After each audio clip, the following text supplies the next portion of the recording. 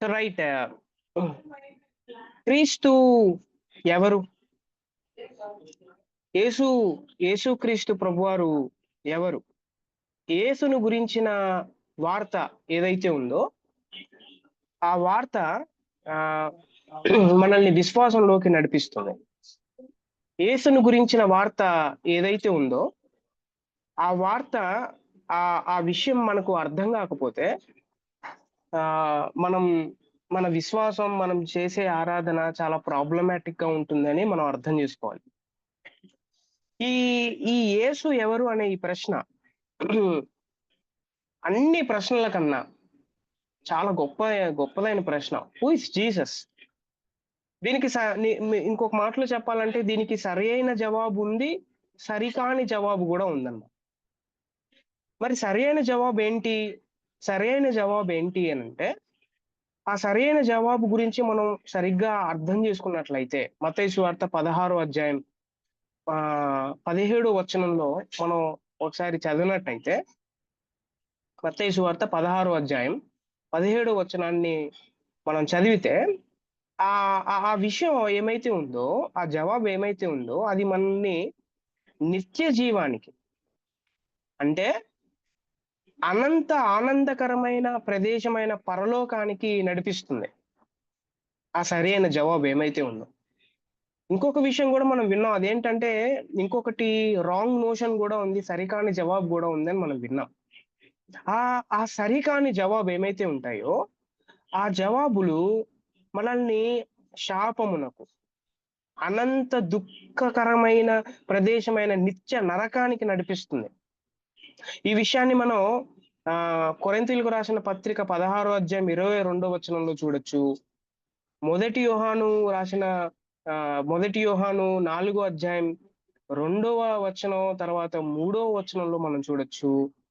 2వ తెసలోనికలు 1వ అధ్యాయం 6వ వచనం నుంచి 10వ వచనం కూడా మనం చదివినట్టయితే దెన్ వి విల్ నో మనకు అర్థమయ్యేది ఏంటి అనంటే ఈ రెండు ఈ రెండు జవాబులు ఈ రెండు జవాబుల మీదే మన విశ్వాస జీవితం ముడిపడి ఉంటుంది అనేది మనం అర్థం చేసుకోవచ్చు. చాలా మంది ఆహ్, వారు ప్రభువుని నమ్ముకుంటారు. ప్రభువుని ఆరాధన చేస్తుంటారు. కానీ ప్రభు ఎవరో తెలియకోకుండా వారి జీవితంలో వాళ్ళ బిహేవియర్‌ని బట్టి మనం చూడొచ్చనమాట. Who is Jesus? ఇంకో మాటలో చెప్పాలంటే వాట్ ఈస్ క్రిస్టియానిటీ? అసలు క్రైస్తవ్యం అంటే ఏంటి? క్రైస్తవ్యం అంటే క్రైస్తవ్యం అంటే క్రీస్తు.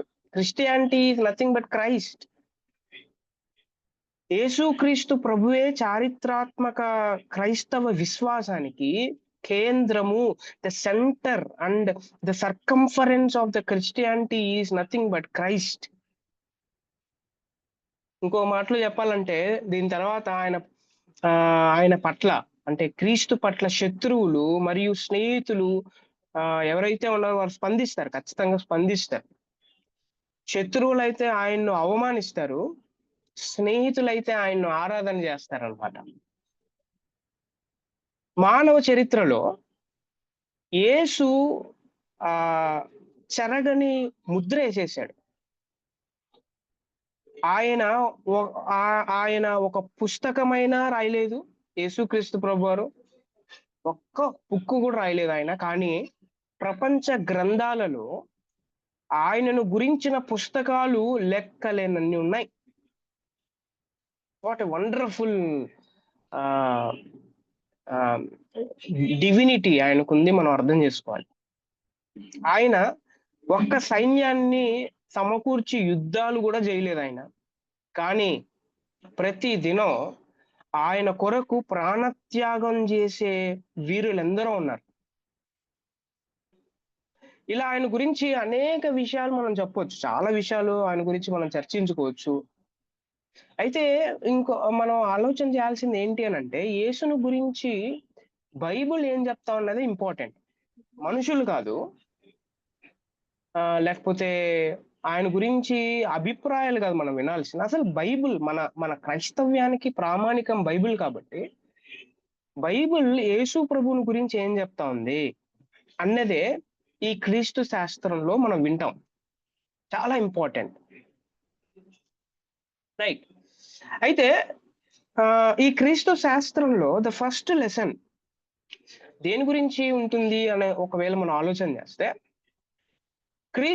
యేసుక్రీస్తు ప్రభువారు నిత్యత్వం గురించి, యేసుక్రీస్తు ప్రభువారు ఈ లోకానికి భూమి మీదకి ఆయన రావడానికి ముందు ఆయన పూర్వపు స్థితి ఎట్లుంది, the pre existence of Christ, యేసుక్రీస్తు ప్రభువారి యొక్క నిత్యత్వం ఎట్లాంటిది అనేది క్రీస్తు శాస్త్రంలో first lesson.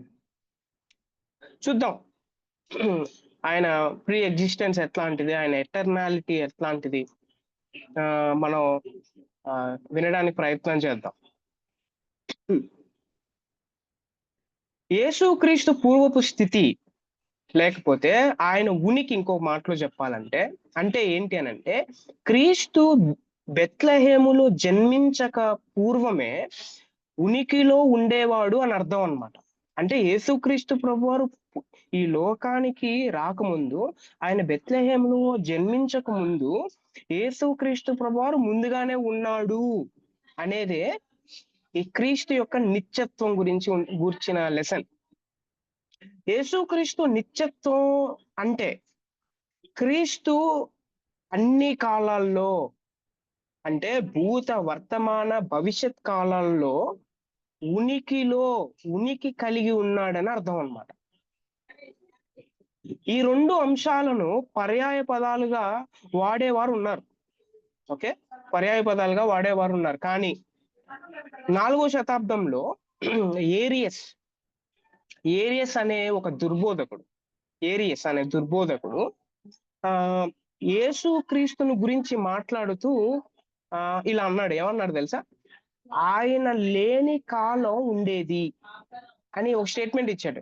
There was a time when he was not అనే ఒక స్టేట్మెంట్ వాడాడు. అనే విషయాన్ని ఏరియస్ అనే వ్యక్తి ప్రతిపాదించాడు తెలుసా. అంటే యేసుక్రీస్తు ప్రభువారు లేని కాలం ఉంది అని చెప్పాడు ఆయన. యేసుక్రీస్తు సృష్టికి పూర్వమే ఉండేవాడని, ఇంకా చెప్పాలంటే దేవుడు యేసును ప్రథమంగా సృష్టించాడని. అంటే దేవుడు అన్నవాడు ఎవరైతే ఉన్నారో, తండ్రి అయిన దేవుడు కుమారుడైన యేసుక్రీస్తు ప్రభువాన్ని సృష్టించాడు. ఆయన తాను బెత్లెహేములో జన్మించక ముందే ఉండేవాడని, కానీ దేవుని వలె నిత్యుడు కాడు అని ఏరియస్ చెప్పాడు. చూసారా, అర్థమవుతుందా ఈ ఈ ప్రతిపాదన? ఏరియస్ చెప్పాడు ఈ ప్రతిపాదన. యేసుక్రీస్తు ప్రభువారు బెత్లెహేములో జన్మించక ముందే ఉన్నాడు, కానీ ఆయన తండ్రి అయిన దేవుడు చేసిన ప్రథమ సృష్టి, ఓకే, ఫస్ట్ క్రియేషన్. కానీ ఆయన దేవుని వలె నిత్యుడు కాదు, ఆయనలో ఎట్లాంటి ఎటర్నిటీ లేదు అని ఏరియస్ ఈ పేరు గుర్తుపెట్టుకోవాలి మీరు. ఏరియస్ ఏం చేశాడంటే ప్రతిపాదించాడు. ఇదే బోధ, ఓకే, ఈ బోధ ఏమైతే ఉందో నేటి దినాన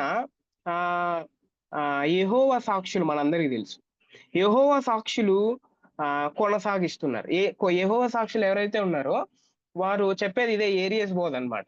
ఓకే, దేవుడు లేని కాలం, అంటే యేసుక్రీస్తు ప్రభువారు లేని కాలం ఉంది, ఆయన దేవుళ్లాగా లేడు, ఆయన సృష్టించబడినవాడు అని వారు చెప్తారు. అందుకే మనం యేసుక్రీస్తు పూర్వ స్థితి మాత్రమే కాదు, ఆయన నిత్యత్వాన్ని గురించి కూడా ఈ రోజు లేకపోతే ఈ క్రిస్టాలజీలో మనం నేర్చుకుంటాం. రైట్? అందరికీ అర్థమవుతా ఉంది అనుకుంటా. అందరికీ నా వాయిస్ క్లారిటీగా ఉందా? స్క్రీన్ కనబడుతుందా మీకు? ఎవరైనా స్పందించవచ్చు ప్లీజ్. యా, సో ఇప్పుడు మనం ఏరియస్ గురించి మనం విన్నాం.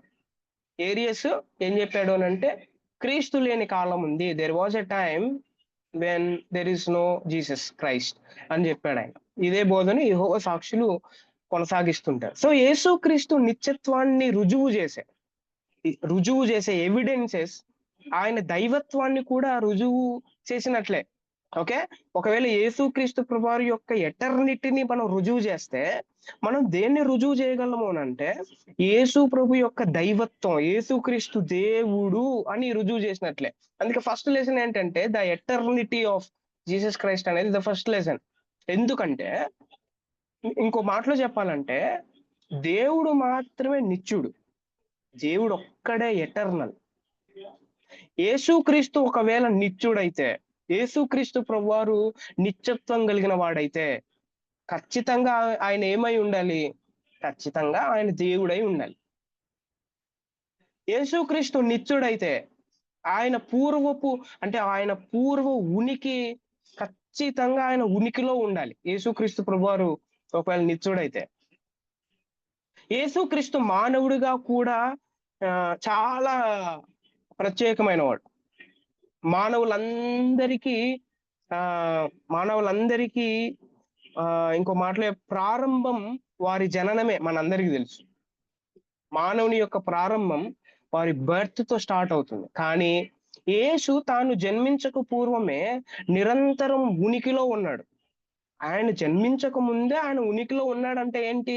ఆయన ప్రారంభం బర్త్ కాదు అని అర్థం అన్నమాట. ఆయనకు దేవునిగా ప్రారంభం లేదు, ఉండకూడదు కూడా. ఒకవేళ యేసు ప్రభు నేను దేవుడిగా నమ్మితే, యేసు ప్రభు దేవుడని ప్రూవ్ చేయాలంటే దేవునికి ప్రారంభం ఉండకూడదు. ఆయన మానవత్వానికి మాత్రమే ప్రారంభం ఆయన జననంలో ఉంది. కానీ దేవునిగా ఆయన లేని సమయం అంటూ ఏదీ లేదు.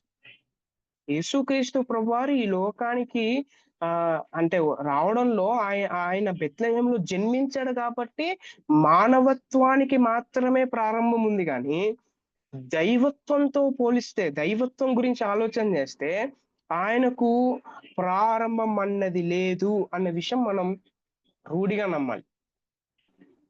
ఈ అంశం అంత ప్రాముఖ్యమా అనే ఒకవేళ క్వశ్చన్ అడిగితే, అంత ప్రాముఖ్యమా, అంత ఇంపార్టెంటా అని అంటే, yes, very very important.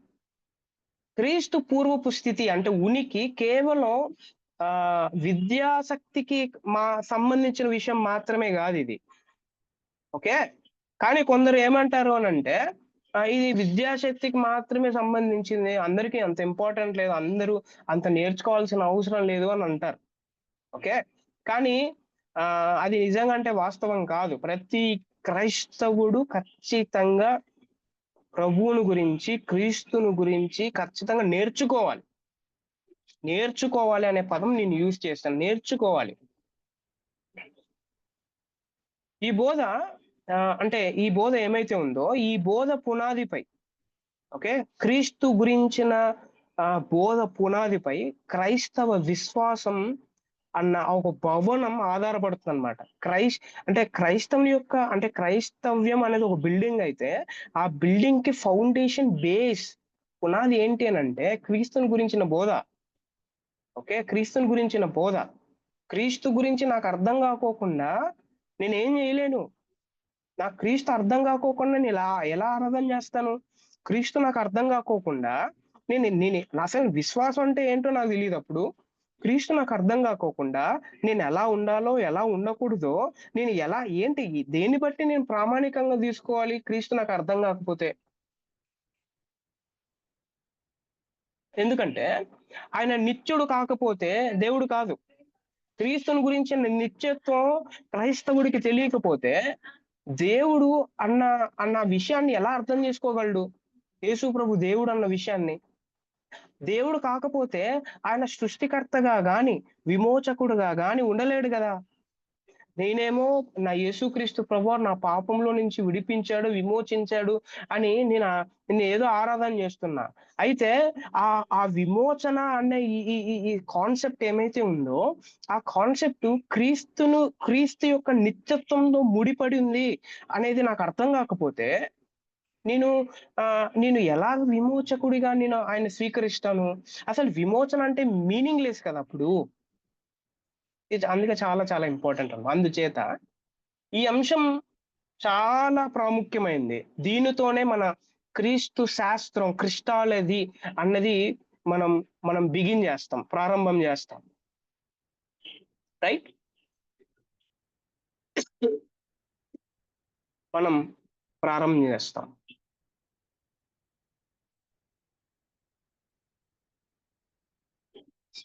So right. అందరికి స్క్రీన్ కనబడుతుంది కదా? Is it okay? Yes, Anna, it is visible. Yeah. Yeah, right. Thank you. So నా ఇప్పుడు ఈ యేసుక్రీస్తు ప్రభువారి యొక్క నిత్యత్వం, లేకపోతే ద ప్రీ ఎగ్జిస్టెన్స్, యేసుక్రీస్తు ప్రభువారు ఈ లోకానికి రాకముందే ఆయన ఉనికిలో ఉన్నాడు అనే విషయం మనం అర్థం చేసుకోవాలంటే మనకి కొన్ని కొన్ని ఎవిడెన్సెస్ ఉన్నాయన్నమాట. ప్రత్యక్ష రుజువులు, పరోక్ష రుజువులు అనేవి రెండు రుజువులు ఉన్నాయన్నమాట. సో మనం ఫస్ట్ ప్రత్యక్ష రుజువుల గురించి మనం చూడడానికి ప్రయత్నం చేద్దాం. ప్రత్యక్ష రుజువు ఏంటి అంటే, యేసుక్రీస్తు ప్రభువారు తాను సొంతంగా యేసు తానే స్వయంగా అవగాహనతో కొన్ని సాక్ష్యాలు చెప్పాడు, ఆయనే చెప్పాడు. ఓకే, నాకు అంటే నాకు ఈ లోకానికి రాకముందే నేను ఉనికిలో ఉన్నాను, నేను ఎవరినంటే నేను ఎటర్నల్ గాడ్ని, నేను నాకు ఎటర్నిటీ ఉంది, నాకు నిత్యత్వం ఉంది, నేను నిత్యత్వంలో నుంచి వచ్చాను అని తానే స్వయంగా చెప్పుకున్నాడు అనమాట. తానే స్వయంగా చెప్పుకున్నాడు. ఏంటి, ఎక్కడ ఉంటుంది? యోహాను సువార్తలో మనం చూడొచ్చు, 8వ అధ్యాయం 14వ వచనం. అక్కడ మనం మెయిన్ పాయింట్ గా చూడొచ్చు. అయితే చాలా విషయాలు ఇచ్చాను.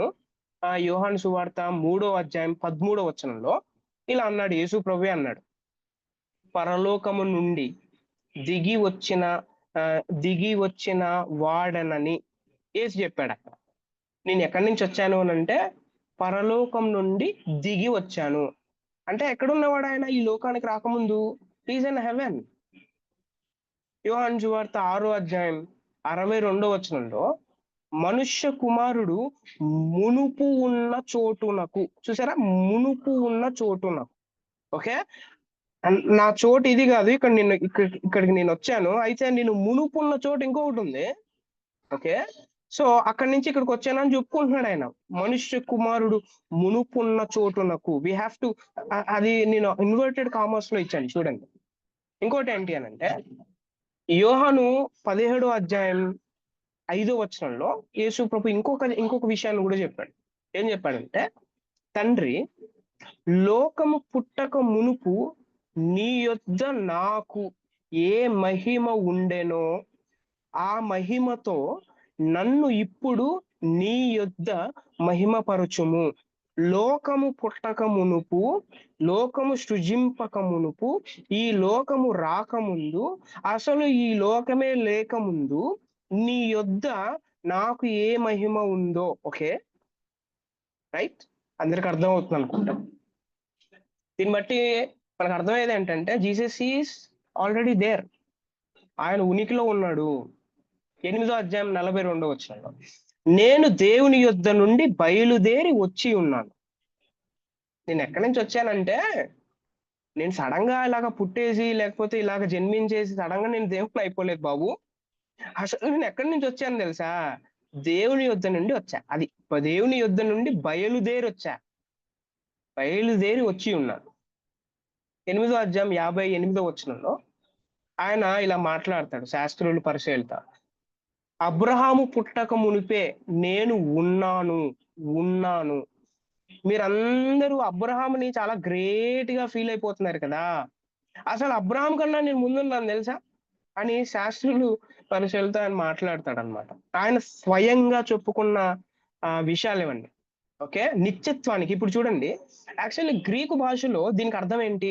అబ్రహాము పుట్టక మునిపే నేను ఎల్లప్పుడూ ఉనికిలో ఉన్నాను. ఓకే, గ్రీకు భాషలో దీని అర్థం. అంతేకాక ఇంకో మాటలో చెప్పాలంటే, ఉన్నాను అనే పదం అక్కడ ఉంది కదా, ఉన్నాను అనే మాట సేమ్ ఇది దేవుడు వాడే భాష ఇది. నిర్గమకాండం 3వ అధ్యాయం 14వ వచనంలో ఉన్నవాడను అన్న మాటను యేసు చెప్పి, అంటే నిర్గమకాండంలో 3వ అధ్యాయంలో 14వ వచనంలో ఏదైతే దేవుడు చెప్పాడో మోషే గారితో అదే మాట యేసు ఇక్కడ కూడా సేమ్ ఎక్కడ 8వ అధ్యాయం 58వ వచనంలో సేమ్ పదం వాడతాడా. యేసు చెప్పి తాను యెహోవాతో సమానుడని, ఓకే, యెహోవాతో సమానుడని, ఓకే, తెలియజెప్పాడు. అందుకే వాళ్ళ కోపం వచ్చిందనమాట. రైట్. యేసుక్రీస్తు ప్రభు వారిని వాళ్ళు చంపేయాలనుకుంటారు 10వ అధ్యాయంలో. ఎందుకనంటే ఆ తాను 10వ అధ్యాయం 32వ వచనంలో అది మనం చూడొచ్చు. 32, 33 ఆ వచనంలో యేసుక్రీస్తు ప్రభువుని రాళ్లతో కొట్టి చంపాలనుకుంటారు. ఎందుకనంటే వీడు మనుషుడై ఉండి దేవుడితో సమానంగా పోల్చుకున్నాడేంటి అని ఆ యేసు ప్రభుని చంపేయాలనుకుంటారు. ఎందుకనంటే చూసారా, చాలా మంది ఈ ప్రశ్న అడుగుతారు. ఏంటి అనంటే యేసు ప్రభు దేవుడు అని ఎక్కడ చెప్పుకున్నాడు బైబిల్లో, ఎక్కడైనా ఉందా అని చాలా మంది అడుగుతూ ఉంటారు అన్నమాట. యేసుక్రీస్తు ప్రభువారు ఆ తాను ఆ దేవుడు అని డైరెక్ట్ పదాలు వాడు కానీ ఆయన ఆ నిత్యత్వం గురించి మాట్లాడుతూ నిత్యత్వం ఎవరికి ఉంటుంది, దేవుడికి మాత్రమే ఉంటుంది. సో ఆ నిత్యత్వం గురించి మాట్లాడుతూ దానికి సంబంధించిన పదాలని వాడతాడు. యెహోవాతో సమానుడని పోల్చుకుంటాడు. యోహాను 8వ అధ్యాయం 59వ వచనంలో ప్రజల స్పందన ఒకసారి చూడండి. ప్రజల స్పందన ఈ మాట చెప్తానే 59వ వచనంలో ప్రజలు ఏమనుకున్నారు చూడండి. ప్రజలు యేసుక్రీస్తు ప్రభువారు ఈ విషయం చెప్తానే, అబ్రహాము పుట్టక ముందే నేను ఉన్నాను అనే విషయం చెప్తానే 59వ వచనంలో ఆ రోజుల్లో ఆ భాష వచ్చిన వాళ్ళు, ఆ పదానికి అర్థం తెలిసిన వాళ్ళు ఏమని ఆలోచన చేశారు, ఏమని వాళ్ళు ఆ వాళ్ళు ప్రతిస్పందించారు. ఒకసారి చదువుతారు ఎవరైనా బైబిల్ ఉంటే ప్లీజ్. ఇది మనం అందరూ అర్థం చేసుకోవాలి. 59వ వచనం. యా. కాబట్టి వారు ఆయన మీద రువ్వుటకు రాళ్ళు ఎత్తిరి గాని యేసు దాగి దేవాలయంలో నుండి బయటకు వెళ్ళిపోయాను. యా, రాళ్ళు తీసుకొని చంపాలనుకున్నారు. రాళ్ళు తీసుకొని వాళ్ళు ఏం చేశారంటే ప్రజల స్పందన ఎంత కోపం వచ్చింది చూడండి ప్రజలకి. అది ఆ రోజుల్లో ఉన్న ప్రజలకు అర్థమైంది, కానీ ఈ రోజుల్లో మనకే అర్థం కావట్లేదు. ఓకే, ఎందుకనంటే చాలా 2000 సంవత్సరాలు అయిపోయింది, భాష మారింది, తర్వాత భాషలో ఉన్న పదాలకు అర్థాలు మారాయి. ఆ రోజుల్లో ఉన్న వాళ్ళకి అర్థమైంది, అందుకే వాళ్ళు రాళ్ళు తీసుకొని కొట్టి చంపేయాలనుకున్నారు. కానీ ఈ రోజుల్లో ఉన్న మనకి దేవుడిని ఎక్కడ చెప్పుకున్నా డైరెక్ట్ గా ఉండాలి. నాకు నేను దేవుడిని అని డైరెక్ట్ గా చెప్తా, నేను నమ్ముతా అని చాలా మంది ఇలాంటి విషయాలు మాట్లాడుతూ ఉంటారు. అందుకే యోహాను సువార్తలోనే యేసు ఉపయోగించిన వర్ణన ఏమైతే ఉందో, ఆయన పూర్వ స్థితి నేరుగా కాకపోయినా సూచన ప్రాయంగా సుమారు ఎన్నిసార్లు చెప్పాడు తెలుసా, యేసు ప్రభువు నేను దేవుణ్ణి అని సూచన ప్రాయంగా, ఓకే, పారాబుల్స్ లాగా 40 టైమ్స్ చెప్పాడు. 40 టైమ్స్ ఆయన వాడాడు. 40 టైమ్స్. అందుకే బైబిల్ గ్రంథాన్ని సరి అయిన అవగాహనతో మనం చదవాలి. సరి అయిన అవగాహనతో మనం చదవగలిగితే దెన్ వి విల్ నో అక్కడ ఉన్న కాంటెక్స్ట్ మనందరికి అర్థం అవుతుంది.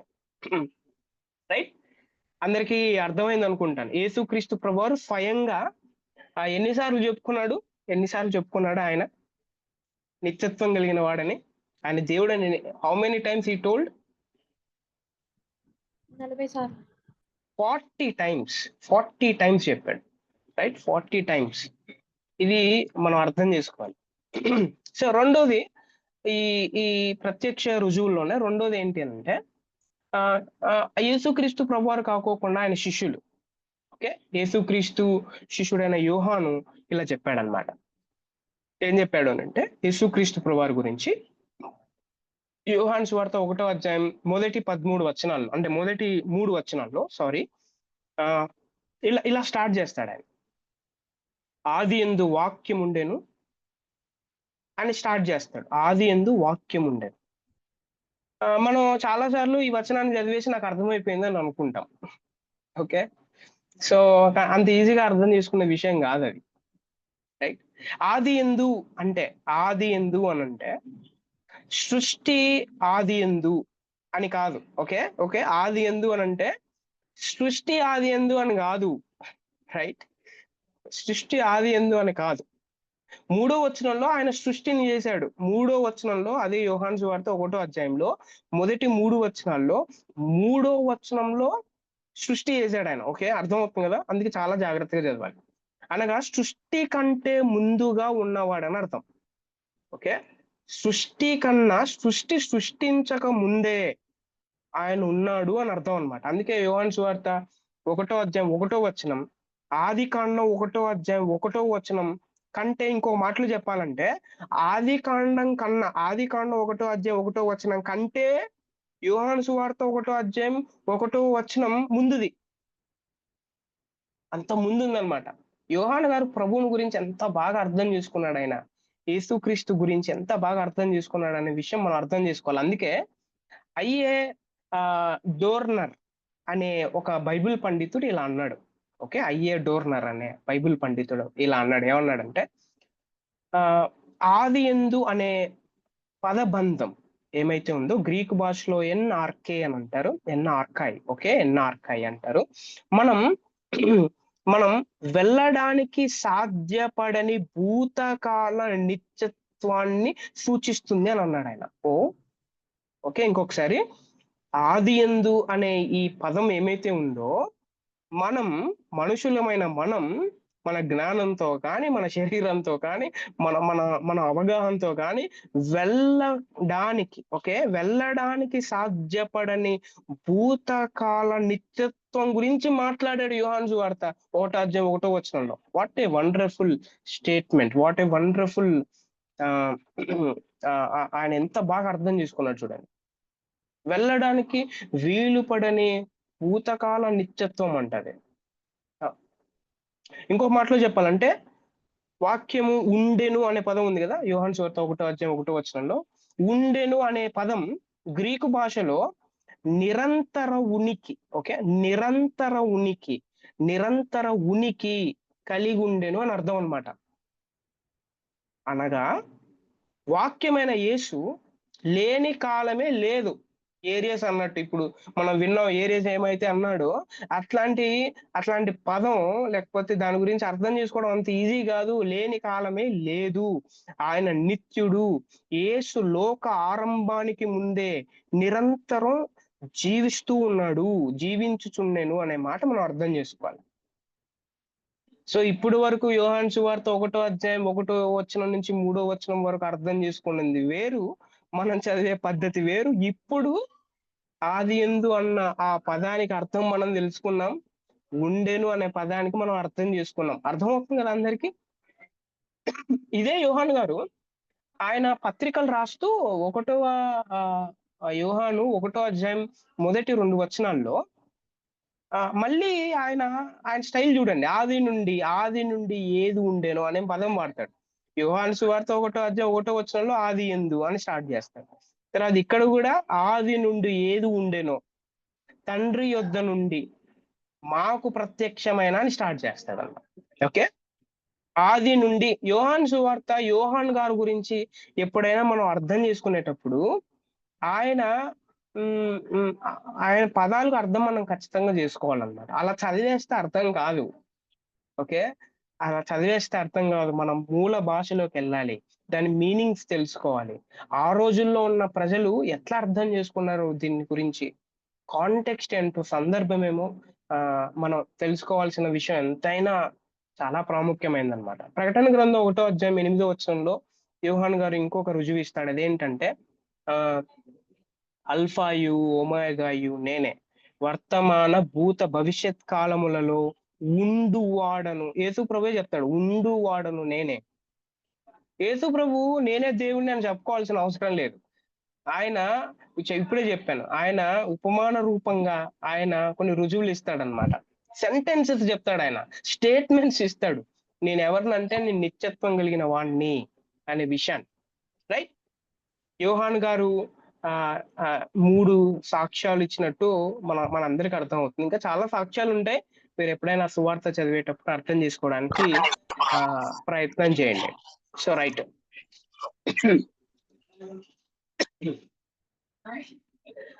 బాప్తిసం ఇచ్చే యోహాను కూడా ఆయన ఒక రుజువు ఇస్తాడు. ఏమి ఇస్తాడు అని అంటే యోహాను సువార్త 1:15 బాప్తిసం ఇచ్చే యోహాను ఇలా అంటాడనమాట. ఓకే, యాక్చువల్ చెప్పాలంటే బాప్తిసం ఇచ్చే యోహాను యేసుక్రీస్తు ప్రభువారి కన్నా 6 months పెద్దోడు. కానీ ఆయన ఏమంటాడు తెలుసా? నాకంటే ముందటివాడు, ఆయన నాకంటే ముందటివాడు అని చెప్తాడన్నమాట. యేసు ప్రభు ఎవరంటే మీరు అంత ఈజీగా చూస్తున్న మనిషి కదా ఆయన. ఈయన ఎవరంటే ఈయన గురించి నాకు తెలుసు. యాక్చువల్లీ ఆయన బూరగా నేను ఈ లోకానికి వచ్చాను, ఆయన నాకంటే ముందటివాడు అని ఆయన చెప్తాడనమాట యోహాను, బాప్తిసం ఇచ్చే యోహాన్ గారు. రైట్. అదే బైబిల్లో పౌలు గారు కూడా సాక్ష్యం చెప్తాడు. రుజువులు మనం చూస్తున్న ఎవిడెన్సెస్.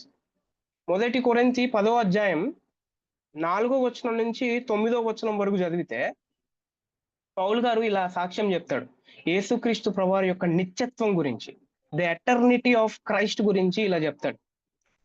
తమ్మును వెంబడించిన ఆత్మ సంబంధమైన బండలోనిది త్రాగిరి, ఆ బండ క్రీస్తే. ఓకే, ఆయన ఫిలిప్పీలకు రాసిన పత్రిక 2:6-7 ఆయన దేవుని స్వరూపము కలిగిన వాడై ఉండి. ఓకే, ఎలాంటి స్వరూపం కలిగి ఉన్నాడు అంటే ఆయన ఈ లోకానికి దేవుని స్వరూపము కలిగిన వాడై ఉండి మనుష్యుల పోలికగా పుట్టి. ఓకే, పౌలు గారు ఎంత బాగా చెప్తున్నాడు యేసుక్రీస్తు ప్రభువు యొక్క నిత్యత్వం గురించి. కొలస్సీలకు రాసిన పత్రిక 1:17 ఆయన అన్నిటికంటే ముందుగా ఉన్నవాడు. యేసు ప్రభువు ఆయన ప్రారంభం బర్త్తో కాదు, ఆయన అన్నిటికంటే ముందుగా ఉన్నవాడు. 1 కొరింథీ 8:6 ఆయన యేసుక్రీస్తు ఆయన ద్వారా సమస్తం కలిగింది. సృష్టికి ముందే ఉన్నాడు ఆయన. ఈ సృష్టి అంతా, ఈ సమస్తం అంతా ఎవరి వల్ల కలిగిందంటే యేసుక్రీస్తు వల్ల కలిగింది అని పౌలు గారు సాక్ష్యం చెప్తారన్నమాట.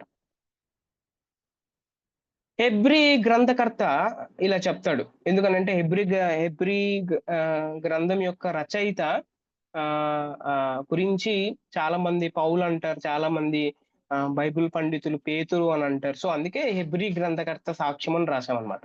సో ఈయన ఏం చెప్తాడు అని అంటే ఆయన 1:7-8 దేవా, ఓకే, దేవా నీ సింహాసనము, యేసుక్రీస్తు ప్రభువారి గురించి ఇది, దేవా నీ సింహాసనము నిరంతరము నిలుచున్నది అని చెప్తాడన్నమాట. దేవా, యేసు ప్రభువా నువ్వు ఎవరంటే దేవుడు, అందుకే దేవా అని సంబోధిస్తూ నీ సింహాసనము నిరంతరము నిలుచున్నది అని చెప్తాడు. The eternity of Christ. కొత్త నిబంధనలోనే ఉన్నాయా ఇట్లాంటి ఎవిడెన్సెస్? పాత నిబంధనలో లేవా అనే ఒక ప్రశ్న అడిగితే యెషయా గారు ఇలా సాక్ష్యం ఇస్తాడు. ఐజయా చాప్టర్ 9:6 యేసుక్రీస్తు, ఇది మనం క్రిస్మస్ టైంలో మనందరికి తెలిసి వచ్చిన క్రిస్మస్ క్యారల్స్ లో, లేకపోతే ఎప్పుడైనా క్రిస్మస్ మెసేజెస్ లో ఇట్లాంటి వచనాలు చదువుతుంటాం మనం. 9:6 యేసు ప్రభు ఎవరు అనంటే నిత్యుడకు తండ్రి. Who is Jesus Christ? ఆయన నిత్యత్వం కలిగిన వాడు and he is the father. Hebrew భాషలో నిత్యత్వానికి తండ్రి. ఓకే, ఇది మనకు అర్థం కావాలి. ఓకే, తెలుగు భాషలో నిత్యుడగు తండ్రి అనే తర్జుమా చేశారు, కానీ హెబ్రీ భాషలో మీరు ఒరిజినల్ భాషకి వెళ్తే నిత్యత్వానికే తండ్రి అన్నమాట. ద ఫాదర్ ఆఫ్ ఎటర్నిటీ అని ఉంటుంది అక్కడ. Okay, the father of eternity. అసలు నిత్యత్వానికే ఆయన ఫాదర్ అంటే చూడండి, ఇంకా యేసు నిత్యుడు కాకుండా ఇంకా ఎవరు? నిత్యుడు అన్నవాడు దేవుడు ఒక్కడే కదా.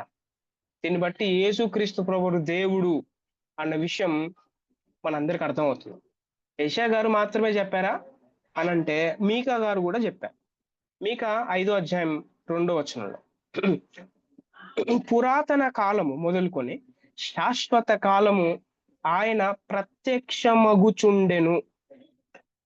పూర్వపు కాలము నుండి మొదలుకొని శాశ్వత కాలం వరకు ఆయన ప్రత్యక్షమగుచుండెను. ఆయన పుట్టిన ప్రదేశము కంటే అతి ప్రాముఖ్యంగా క్రీస్తు నిత్య స్వభావమును గురించి మీకా ఎవరైతే ఉన్నారో మీకా పునరుద్ఘానించాడు అనమాట. ఓకే, ఆయన ప్రదేశాల గురించి కాదు మీకా గారు ఎక్కువ ఎంఫసైజ్ చేసింది, ఆయన నిత్యత్వం, ద ఎటర్నిటీ ఆఫ్ క్రైస్ట్ గురించి చెప్పాడు. Eternity of Christ. పురాతన కాలము అంటే యెహోవా నిత్య స్వభావానికి, కేవలం యెహోవా యొక్క నిత్య స్వభావానికి, పాత నిబంధనలో ఉన్న యెహోవా ఎవరైతే ఉన్నారో ఆ యెహోవా నిత్య స్వభావానికి వాడబడింది ఆ పదం. ఓకే, అది హబక్కూకు 1:12 మనం చూడొచ్చు. శాశ్వత కాలము అంటే కొలువలేని, ఓకే, మెజర్ చేయలేని కాల దినములు అని అన్నమాట. The days of immeasurable time. Okay, అందుకే Bible knowledge commentary page number 1486 1486 పేజీలో పై రెండు పదాలు, ఓకే, పై రెండు పురాతన కాలము, శాశ్వత కాలం, పై రెండు పదాలు కలిపితే హెబ్రీ భాష సామర్థ్యం ప్రకారం, ఓకే, పై రెండు పురాతన కాలం, శాశ్వత కాలం, ఈ రెండు పదాలు కలిపితే హెబ్రీ భాషలో అనంతకాలము, ఓకే, అనంతకాలము అని బహుబలంగా ఈ విషయం వాడబడింది అనమాట. ఓకే, బహుబలంగా చెప్పొచ్చు. అందుకే ఎవరైనా బైబిల్ని ఇంకా బాగా ఎవరైనా అర్థం చేసుకోవాలనుకుంటున్నారా అయితే బైబుల్ నాలెడ్జ్ కామెంటరీ అనే ఒక కామెంటరీ ఉంది, వెరీ గుడ్ కామెంటరీ అది. సో దాంట్లో అది ఇంగ్లీష్ లో ఉంటుంది, తెలుగులో కూడా ఉంటుంది. ఎవరైనా బైబిల్ని అర్థం చేసుకోవాలనుకుంటే, బైబిల్లో ఉన్న ఆ వచనాన్ని ధ్యానం చేయాలనుకుంటే బైబుల్ నాలెడ్జ్ కామెంటరీ అనేది ద బేసిక్ కామెంటరీ అన్నమాట. అది ఖచ్చితంగా ప్రతి క్రైస్తవుడి దగ్గర ఉండాలి. ఓకే, ఇంకా చాలా పుస్తకాలు ఉన్నాయి, అయితే Bible knowledge commentary very good commentary, John MacArthur commentary, ఇంకా చాలా ఉన్నాయన్నమాట. సో అది బైబిల్ నాలెడ్జ్ కామెంటరీ అనేది మీరు ఈజీగా అర్థం చేసుకోవచ్చు, అది చదివితే చాలా ఈజీ లాంగ్వేజ్ లో ఉంటుంది. సో రైట్, పురాతన కాలం, శాశ్వత కాలం అనే రెండు పదాలు కలిపితే హెబ్రీ భాషలో అనంత కాలం అనే మీనింగ్ వస్తుంది అనమాట. కాబట్టి మీకా 5వ అధ్యాయం 2వ వచనం ఏమైతే చదివానో దాని ప్రకారం క్రీస్తు ఎవరు?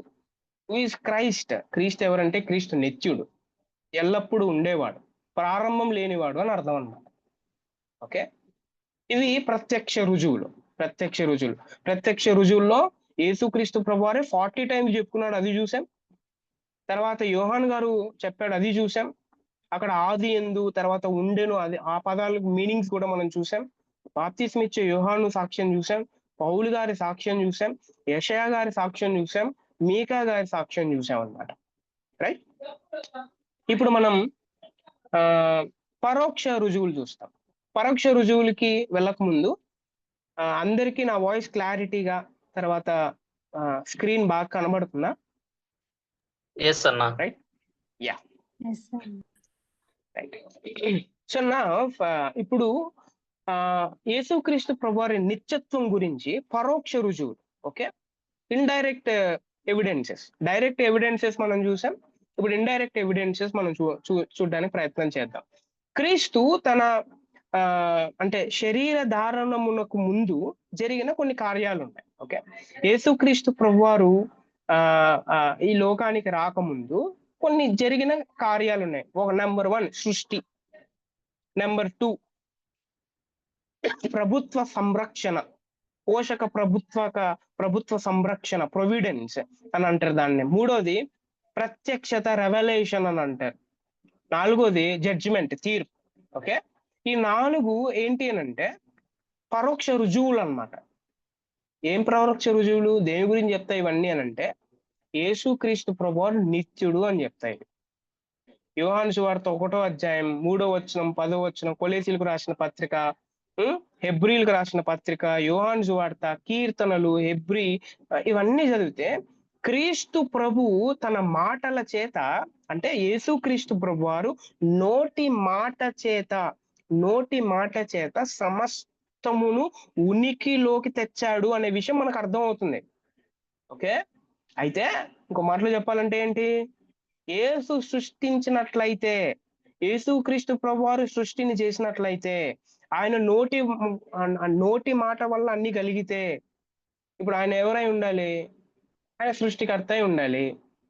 మళ్ళీ ఆయన సృష్టి కన్నా ముందు ఉన్నవాడు కదా, ఆయన సృష్టికి పూర్వమే ఉన్నాడని అర్థం అన్నమాట. ఓకే. ఏరియస్ దీన్ని దీని గురించి ఎక్స్ప్లెయిన్ చేయలేకపోయాడు ఇట్లాంటి క్వశ్చన్లు అడిగితే. ఓకే. సో రైట్, యేసుక్రీస్తు ప్రభువారు నిత్యత్వం కలిగిన వాడు. ఇంకోటి ఏంటి అని అంటే ద ప్రొవిడెన్స్, పోషక ప్రభుత్వ సంరక్షణ. ఆదికాండం, ఓకే, ప్రొవిడెన్స్, ఆయన కాపాడాడు, ఓకే, ఆయన సంరక్షణ చేశాడు అనే విషయాలు దీంట్లో ఉంటాయి. ఆదికాండం, దానియేలు గ్రంథం, మత్తయి సువార్త, ప్రకటన, రోమ, హెబ్రీలకు రాసిన పత్రిక, కొలసీలు, కీర్తనలు, యోహాను, ఇవన్నీ అపోస్తుల కార్యములు. ఈ వచనాలన్నీ నేను ఇచ్చాను ఆల్రెడీ. మీరు రెఫరెన్సెస్ లోకి వెళ్తే అన్నమాట, ఆయన ప్రొవైడ్ చేశాడు అన్నమాట, సంరక్షణ చేశాడు. సంరక్షణ ఎవరు చేసేది? నిత్యత్వం కలిగిన వాడే కదా సంరక్షణ చేసేది. Okay, right. సో దీన్ని బట్టి మన అందరికి అర్థమయ్యేది ఏంటంటే యేసుక్రీస్తు ప్రభువారు నిత్యత్వం కలిగిన వాడు అనేది మనకు అందరికీ అర్థమవుతుంది. ఇంకోటి ఏంటి అంటే రెవల్యూషన్, ప్రత్యక్షత. యోహాను 12వ అధ్యాయం 49వ వచనం, 14వ అధ్యాయం, 17వ అధ్యాయం, అలాగే ఆదికాండం, నిర్గమాకాండం, అపోస్తల కార్యం రెఫరెన్సెస్ ఏమైతే ఇచ్చానో ఆ రెఫరెన్సెస్ మీరు ఒకవేళ చదివితే ఆయన ప్రత్యక్షత కూడా ఇస్తాడు. ప్రత్యక్షత ఎవరు ఇస్తారు? ప్రత్యక్షత నిత్యత్వంలో ఉన్నవాడు తప్ప నిత్యత్వం లేనివాడు ఇవ్వలేడు. ఆల్రెడీ ఉన్నవాడే ప్రత్యక్షత ఇస్తాడనమాట. అన్ని తెలిసిన వాడే ప్రత్యక్షత ఇస్తాడు. ఓకే. సో అన్ని తెలిసిన వాడు ప్రత్యక్షత ఇస్తాడు కానీ తెలియని వాడు ప్రత్యక్షత అస్సలు ఏమి ఇవ్వలేడు. దీన్ని బట్టి మన అందరికి అర్థమయ్యేది ఏంటి అంటే he is already there, he is eternal అనే విషయం మన అందరికి అర్థం అవుతుంది. ఎవరైనా 12వ అధ్యాయం 49వ వచనం చదువుతారా? యోహాను సువార్త 12వ అధ్యాయం 49వ వచనం.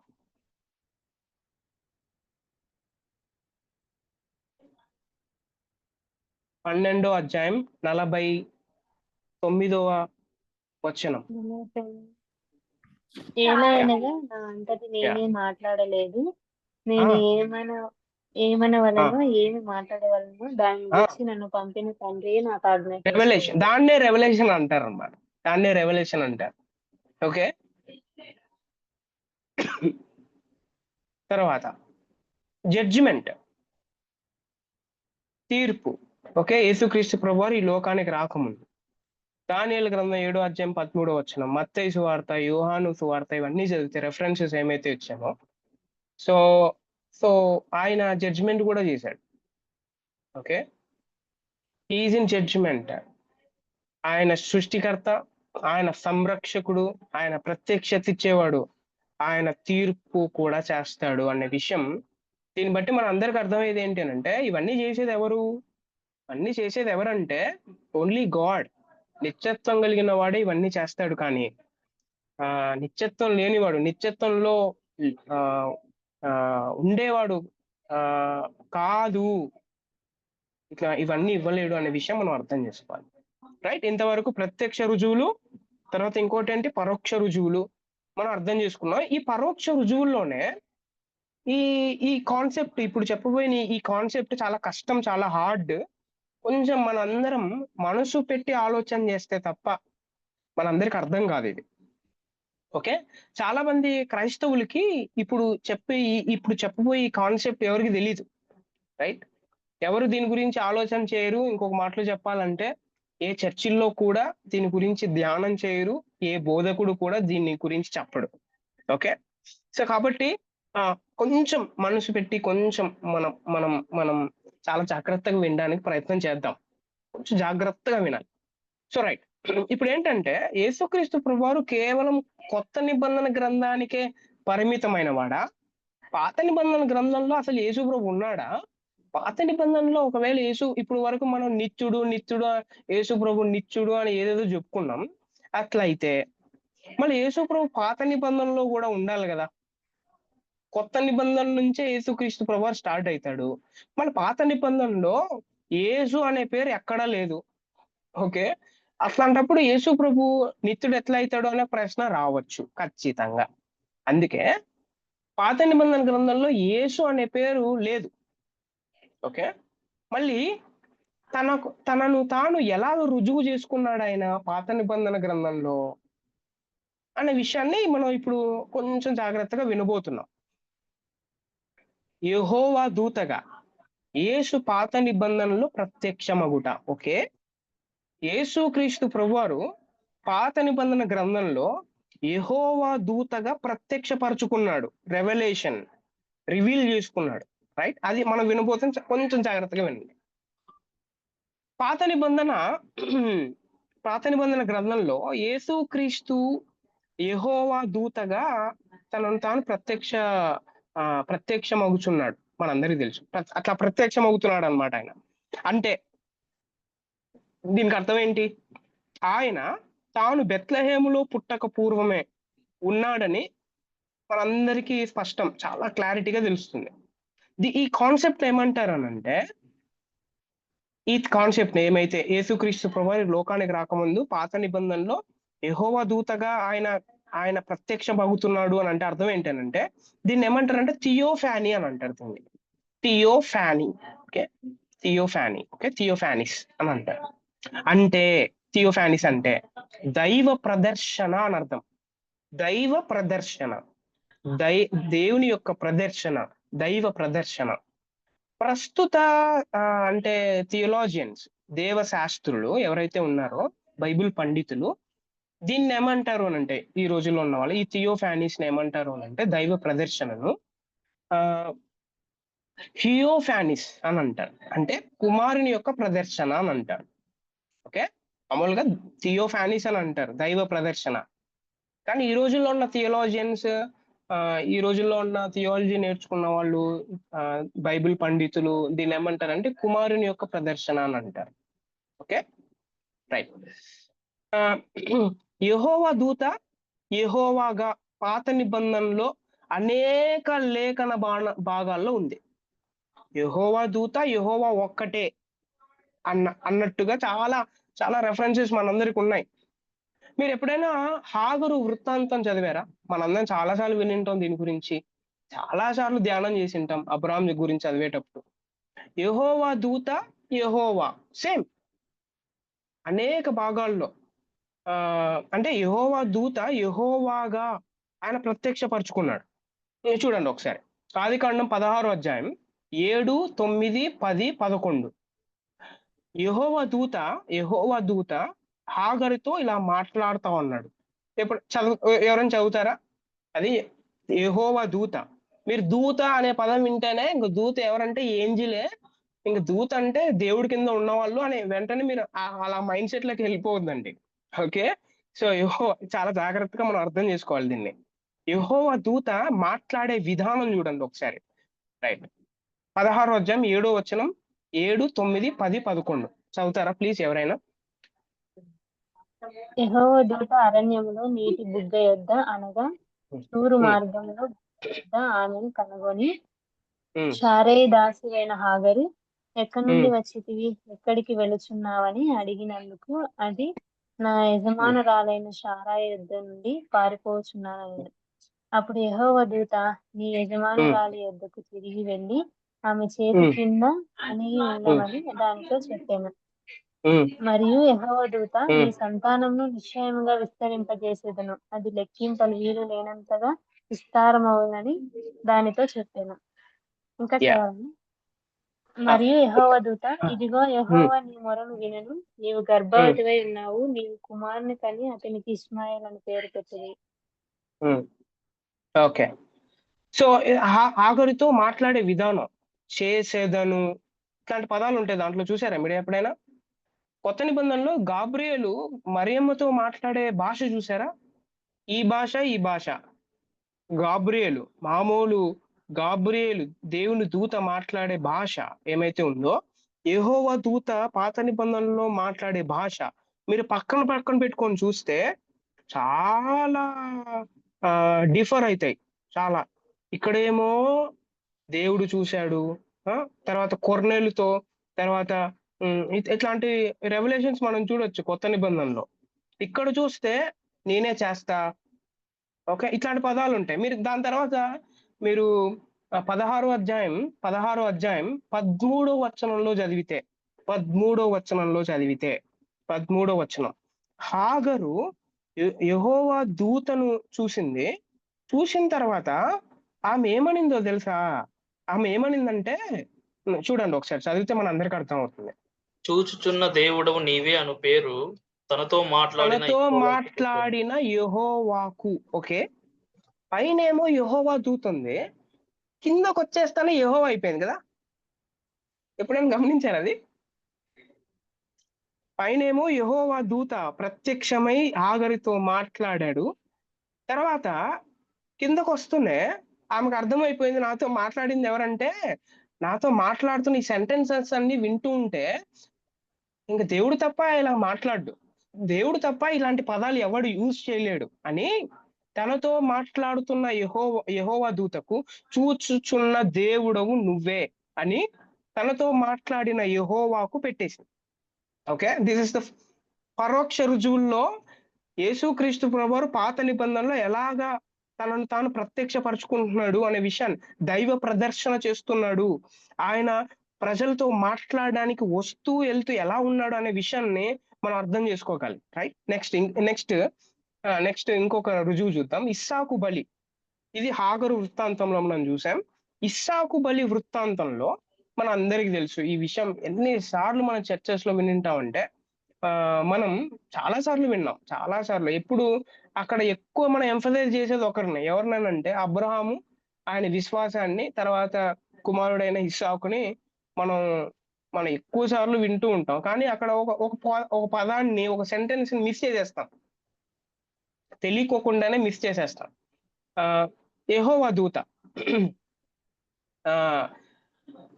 ఆదికాండం 22వ అధ్యాయం 15వ వచనం నుంచి 18వ వచనం వరకు మీరు చూస్తే, ఓకే, యెహోవా ఒక దూత మాట్లాడే భాష కాదు అది. ఓకే, యెహోవా దూత, దేవుడు యెహోవా దూత, మీరు బాగా గమనిస్తే దేవుడు వాడే భాష అది.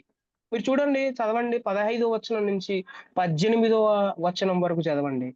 యెహోవా దూత రెండవ మారు పరలోకము నుండి అబ్రహామును పిలిచి ఇట్లా నేను, నీవు నీకు ఒక్కడై అయ్యున్న నీ కుమారుని ఈయ వినతీయక ఈ కార్యము చేసినందున నేను నిన్ను ఆశీర్వదించి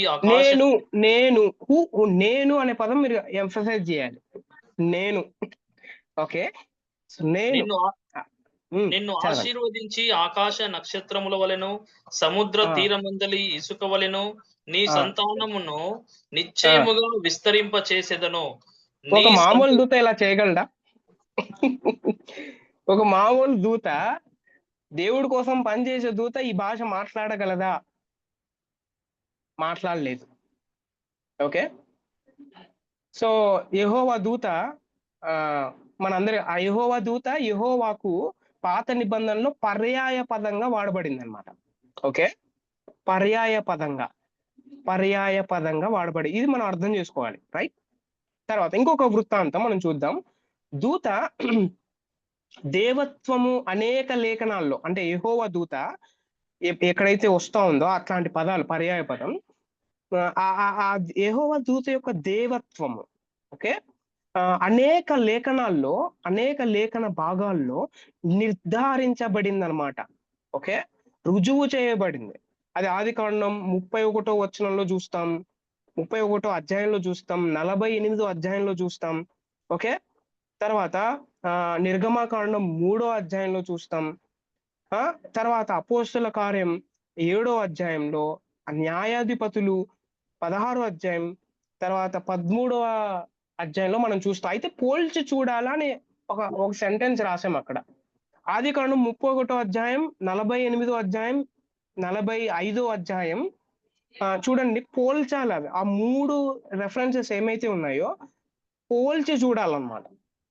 ఓకే, మీరు ఎప్పుడైనా నిర్గమకాండం 3వ అధ్యాయం 1వ వచనం నుండి ఉన్న వచనాలను అపోస్తల కార్యం 7వ అధ్యాయం 30 నుంచి 35తో ఒకసారి ఎప్పుడైనా పోల్చారా? ఒకసారి పోల్చండి. ఫస్ట్ నిర్గమకాండం 3వ అధ్యాయం 1వ వచనం చదవండి.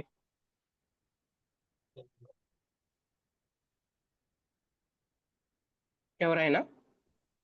3వ అధ్యాయం 1వ వచనమున యా. మోషే మిద్యాను యాజకుడైన యిత్రో అను తన మామ మందను మేపుచు ఆ మందను అరణ్యము అవతలకు తోలుకొని దేవుని పర్వతమైన హోరేబుకు వచ్చెను. ఒక పొద నడిమిని అగ్నిజ్వాలలో యెహోవా దూత అతనికి ప్రత్యక్షమాయెను. అతడు ఓకే. చూచినప్పుడు అగ్ని వలన ఆ పొద మండుచుండెను, కానీ పొద ఓకే, అంతవరకు చాలు. కాలిపోలేదు. అంతవరకు చాలు. యెహోవా దూత ప్రత్యక్షమయ్యాడు. Very good, excellent. ఇప్పుడు అపోస్తల కార్యం 7వ అధ్యాయం 30 నుంచి 35 వచనం చదవండి.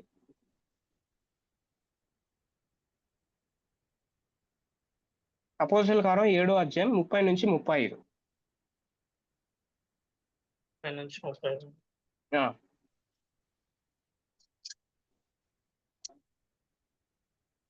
ఆ, నలువది ఏండ్లైన పిమ్మట సీనాయి పర్వతారణ్యమందు ఒక పొదలోని అగ్నిజ్వాలలలో ఒక దేవదూత అతనికి కనగపడెను. మోషే ఓకే. చూచి ఆ దర్శనమునకు ఆశ్చర్యపడి దాన్ని నిదానించి చూచుటకు దగ్గరకు రాగా, నేను నీ పితరుల దేవుడను, అబ్రహాము, ఇస్సాకు, యాకోబుల దేవుడను. చూసారా చూసారా చూసారా? అదే అదే అదే అదే మనకు కావాల్సింది. దూత అనే పదం వాడాడు. కిందకు వస్తానే ఆ దూత మాట్లాడే భాషలో ఎవరినని చెప్పుకున్నాడంట? అబ్రహాము, ఇస్సాకు, ఆ యాకోబుల. దూత ఐ యామ్ గాడ్, నేను దేవుణ్ణి, నీతో మాట్లాడుతున్న ఎవరంటే ఐ యామ్ గాడ్. అర్థమవుతుంది కదా? పోల్చి చూస్తే అర్థమవుతుంది కదా మనకి, రైట్? సో అలాగే న్యాయాధిపతులు 16వ అధ్యాయము, అలాగే 13వ అధ్యాయం మీరు పోల్చి చూస్తే మన అందరికి అర్థమైంది ఏంటి అని అంటే, యెహోవా దూత ఎవరో కాదు, ఇది దైవ ప్రదర్శన. దేవుడు తన ప్రజలతో మాట్లాడడానికి ఆయన ఏం చేసేవాడు అని అంటే, ఆయన దిగి వచ్చేవాడు. ఆయన దిగి వచ్చేవాడు. అయితే ఆయన శరీర రకంగా దిగి రావడం నో అలా కాదు. ఆయన ఏం చేసేవాడు అని అంటే దైవ ప్రదర్శన, రెవల్యూషన్ ఇచ్చేవాడు. దేవుని దూతగా ప్రత్యక్షపరుచుకున్నాడు అనే విషయాన్ని మనం అర్థం చేసుకోవాలి. అందుకే మన యోహాను సువార్తలో లేకపోతే ఇట్లాంటి విషయాలు మనం ఎప్పుడును ఎవడును దేవుణ్ణి చూడలేదు. ఓకే, విన్నారు కదా ఇది కదా? అయితే ఆ దేవుణ్ణి చూపించిన వాడు ఎవరంటే తండ్రి రొమ్మునున్న కుమారుడే తప్ప అనే విషయాన్ని మనం యోహాను సువార్తలో మనం చూస్తాం, రైట్? ఎప్పుడును ఎవడును దేవుణ్ణి చూడలేదు, రైట్? తర్వాత ఇంకొక విషయంలో అంటే ఇప్పుడు యెహోవా దూత ఈజ్ ఈక్వల్స్ టు యెహోవానా? ఎస్, పర్యాయ పదంగా వాడబడింది. పాత నిబంధనలో యెహోవా దూత యెహోవానే. ఓకే, తండ్రి అయిన దేవుడు యెహోవానే, కుమారుడైన దేవుడు యెహోవానే, పరిశుద్ధాత్మ దేవుడు యెహోవానే. ఓకే, ముగ్గురికి, త్రిత్వంలో ఉన్న ముగ్గురికి ఒకే పదం వాడబడింది. ఓకే, యెహోవా అన్నది పేరు కాదు. Okay, right? అది మనం గుర్తుపెట్టుకోవాలన్నమాట, రైట్? ఈ మోషే గారు డౌట్ అడిగినప్పుడు నీ పేరు ఏంటి అని అడిగితే ఆయన ఏం చెప్పాడంటే he has given the title, నేను ఉన్నవాణ్ణి, నేను అనువాణ్ణి. Okay, I am that I am అని ఆయన చెప్తాడనమాట. You can't know my name, నేను ఉన్నవాణ్ణి అంతే, నేను అనువాణ్ణి అని ఆయన మోషే గారితో మాట్లాడుతున్నట్టు మన అందరికి అర్థమవుతుంది. సో రైట్, యెహోవా దూత. ఇప్పుడు మన రెండో టాపిక్ ఏంటి అని అంటే, హాగరు వృత్తాంతంలో ఇస్సాకు బలిలో తర్వాత దేవత్వం విషయంలో మనం చూసాం. ఓకే, తర్వాత రెండోది ఏంటి అని అంటే యెహోవా దూత యెహోవా వేరని మనకు బయలుపడుతుంది అనమాట. అంటే యెహోవాకు పర్యాయ అంటే యెహోవా దూత అనే పదం ఏమైతే ఉందో యెహోవాకు పర్యాయ పదంగా వాడబడింది, ద సెకండ్ పర్సన్. తర్వాత ఇంకోటి ఏంటి అని అంటే యెహోవా దూత వేరు, యెహోవా వేరు. ఈ రెండు విషయాలు చాలా సపరేట్ గా కనబడతాయి కొన్నిసార్లు. ఆదికాండం 24వ అధ్యాయం 7వ వచనంలో మీరు ఎప్పుడైనా చదవండి. దాంట్లో పరలోకపు దేవుడగు యెహోవా తన దూతను నీకు ముందుగా పంపును అంటే అర్థం ఏంటి? మనం వెంటనే ఏమనుకుంటామంటే దూత అంటే ఇంకా ఇంకా ఏంజిల్సే, ఇంకా దేవదూతలే వాళ్ళే వచ్చి మనకు ముందుగా నడుపుతారు అని అనుకుంటాం. No no no no, that is not the context. పరలోక దేవుడగు యెహోవా, ఇదిగో యెహోవా దూతగా ప్రత్యక్షం అవుతున్నాడు కదా, అంటే ఇండైరెక్ట్ గా దేవుడు ఉన్నాడు కదా, ఆయన్ని నీకు ముందుగా పంపిస్తాడు అని 24 అధ్యాయం 7 వచనంలో అక్కడ చెప్పబడింది. సంఖ్యాకాండం 20 అధ్యాయం 16 వచనంలో యెహోవా తన దూతను పంపి ఇశ్రాయేలును నడిపించాడు అనే విషయం మనందరికి అర్థమవుతుంది. యెహోవా తన దూతలు అంటే ఎవరు? తన దూతలు అంటే ఎవరు చెప్పండి? ఎవరంటారు? యేసు ప్రభు. ఎస్ ఎస్, తన దూతను పంపి ఇశ్రాయేలు ప్రజల్ని ఆయన నడిపించాడు. అందుకే యేసు ప్రభు యెరూషలేము పట్టణానికి వెళ్ళిన తర్వాత ఏడుస్తూ ఒక మాట అంటాడు. ఎవరికైనా గుర్తొస్తుంది అది? ఎవరికైనా? ఆయన కన్నీళ్లు విడుచుచు చాలా బాధపడుతూ ఒక మాట అన్నాడు. లాజరు చనిపోయినప్పుడు వాళ్ళ విశ్వాసం యెరూషలేము గురించి అంటాడు. యెరూషలేము గురించి అంటాడు. యెరూషలేమా యెరూషలేమా, కోడి తన రెక్కల కింద కాపాడినట్టు నేను ఎన్ని మారులు కాపాడాను, కానీ నువ్వు విననొల్లకపోతివి అని అంటాడు కదా. అవును. కదా కదా దీన్ని బట్టి మనందరికి అర్థమైంది ఏంటంటే Jesus is already there as in the form of theophanies, దైవ ప్రదర్శన ఆయన చేస్తున్నాడు అనే విషయాన్ని మనందరికి అర్థమవుతుంది. రైట్? మీరు జకరియా గ్రంథం, న్యాయాధిపతుల గ్రంథం, 2వ రాజుల గ్రంథం చదివిన యెహోవా దూత దేవత్వాన్ని మనందరం అర్థం చేసుకోవచ్చు. సో ఇప్పుడు ఇవన్నీ వినిన తర్వాత మనకు అర్థమైంది ఏంటి అని అంటే, యెహోవా దూత ఎవరో కాదు, త్రియేకత్వములోని అంటే త్రిత్వములోని 2వ వ్యక్తి అనేది మనందరికి అర్థమవుతుంది. తండ్రి అయిన దేవుడు, కుమారుడైన దేవుడు, పరిశుద్ధాత్ముడైన దేవుడు ఎవరైతే ఉన్నారో, ఓకే, సో ఆ త్రిత్వములో 2వ వ్యక్తే యెహోవా దూత అనే విషయం మనం అందరం అర్థం చేసుకోవచ్చు. దానికి 4 రీజన్స్ ఉన్నాయి. ఇది ఏదో గుడ్డిగా చెప్పడం కాదు, 4 రీజన్స్ ఉన్నాయన్నమాట. ఏంటి ఆ 4 రీజన్స్ అని అంటే, యెహోవా దూత యేసుక్రీస్తే అని 4 రకాల రుజువులు. ఫస్ట్ ఎవిడెన్స్ ఏంటి అని అంటే, త్రియేకత్వములోని 2వ వ్యక్తి కొత్త నిబంధనలో దృశ్య దేవుడు. ఓకే, అంటే కళ్ళకు కనబడుతున్నాడు అన్నమాట. తండ్రి కాని, పరిశుద్ధాత్మ దేవుడు కాని శరీర మరియు దృశ్య రీతిగా బయలుపరచడే లేదు. అసలు శరీర రకంగా తండ్రి అయిన దేవుడు కానీ, పరిశుద్ధాత్మ దేవుడు అయినా కానీ అసలు బయలుపరచపడలేదు శరీర రూపంగా. యేసుక్రీస్తు బాప్తిస్మ సమయంలో మాత్రమే తండ్రి అయిన స్వరం వినబడుతుంది. పరిశుద్ధాత్మ దేవుడు పావురం వలె దిగి రావడం మనం ఆ వచనాల్లో మనం చూడొచ్చు. కానీ పూర్తి దైవ ప్రత్యక్షత దృశ్య రీతిలో త్రియేకత్వంలోని 2వ వ్యక్తికే కానీ ఇంకెవ్వరికి ఇవ్వలేదు. అది యేసుక్రీస్తు ప్రభువారిలో మాత్రమే కనబడుతుంది. కావున తార్కికంగా, లాజికల్ గా మనం ఆలోచన చేస్తే పాత నిబంధనలోని యెహోవా దూత ఎవరో కాదు, యేసుక్రీస్తే అన్న విషయం మనం చెప్పక తప్పదు. సెకండ్ ఎవిడెన్స్ ఏంటి అని అంటే, పాత నిబంధనలో యెహోవా దూత, కొత్త నిబంధనలో యేసుక్రీస్తు శరీర ధారణం తర్వాత కనిపించుటలేదు. చూసారా? యేసుక్రీస్తు ప్రభువారు ఈ లోకానికి వచ్చిన తర్వాత యెహోవా దూత అనే పదం ఏమైతే ఉందో అది మనకు కనబడదు ఇంకా. రైట్?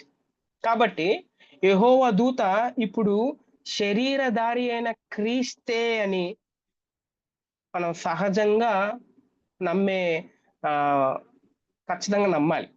తాత్పర్యం, సహజ తాత్పర్యం. రైట్?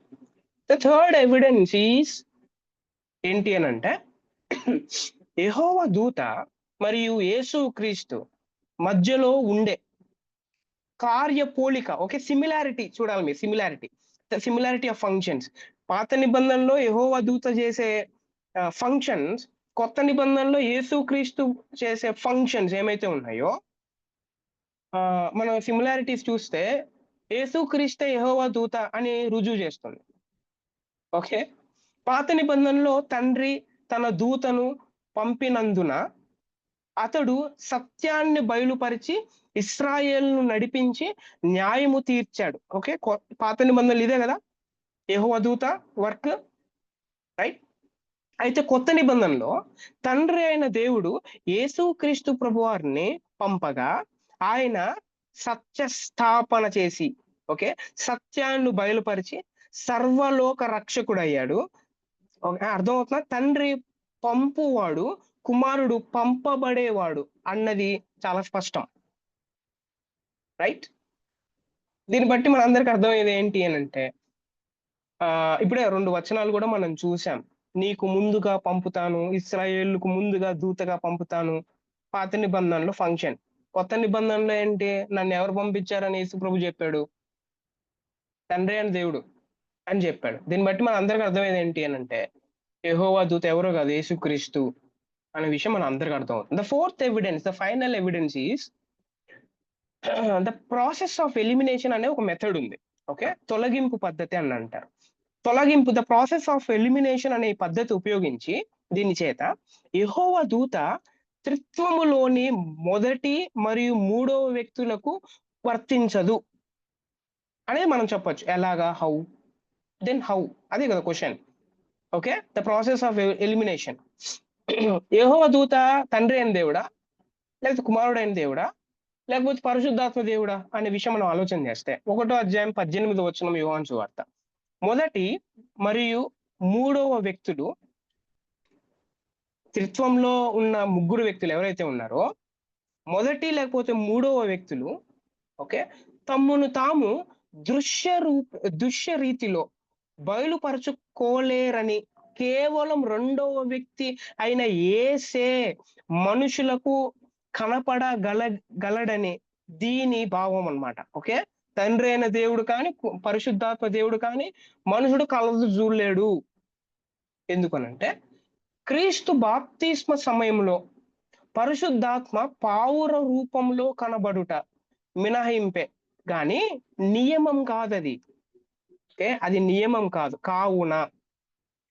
కావున యేసుక్రీస్తు తాను బెత్లెహేములో జన్మించక పూర్వమే ఉన్నవాడని, అంత మాత్రమే కాక ఆయన నిత్యుడని, అనగా ఆది మధ్యంతర రహితుడని బైబిల్ చాలా స్పష్టంగా మనందరికీ తెలియజేస్తుంది. దెన్ పాత నిబంధనలోని యెహోవా దూత is nothing but he's Jesus Christ అనే విషయం మనం అర్థం చేసుకోవచ్చు, రైట్? అందరికీ ఈ కాన్సెప్ట్ అర్థమైందా?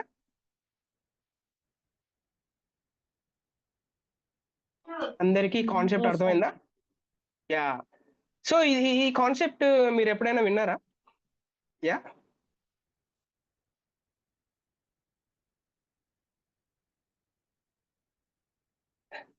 రైట్. ఎవరు స్పందించట్లేదేంటి? ఎప్పుడైనా విన్నారా? లేదన్నా వినలేదు. యా. సో అందుకే చర్చెస్ లో ఎప్పుడు విశ్వాసం, ప్రార్థన లేకపోతే ఇట్లాంటివి కాదు, క్రీస్తు గురించి చెప్పాలి. క్రీస్తు గురించి చెప్పకపోతే క్రైస్తవుడు అన్నవాడు మీనింగ్లెస్. క్రీస్తు గురించి నాకు అర్థం కాకపోతే మా ఫైత్ ఈస్ మీనింగ్లెస్. ఇది మనం అందరం అర్థం చేసుకోవాలి అన్నమాట. సో రైట్, 9:16 అయింది time. So much of lesson ఉంది. కెన్ ఐ సో ఈరోజు మనం ఇంకొక 5 minutes చెప్పుకుందామంటారా? Can I continue or else can I take in next class? Please suggest. I think next class better, ఎందుకంటే కొన్ని క్వశ్చన్ అండ్ ఆన్సర్స్ కూడా ఉంది కదా. It's my personal opinion. Okay. So incarnation of Christ అనేది మనం next class లో మనం దాన్ని డీల్ చేద్దాం. అండ్ ఈ రోజుకి దిస్ ఈస్ ఎనఫ్.